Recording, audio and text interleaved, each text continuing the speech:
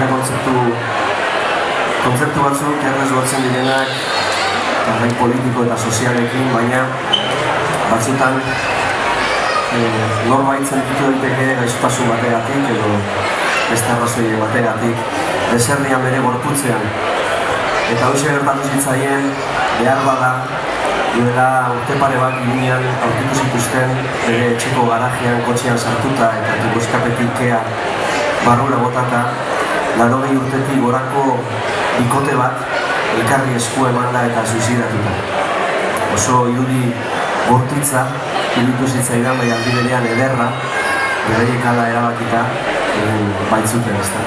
Segurazki beraien gorputzetan arrotz sentitzen zirelako ordurako. Hortan, gai hortan oinarrituta Arkaizkamok egindako olerki bat hurrengoan.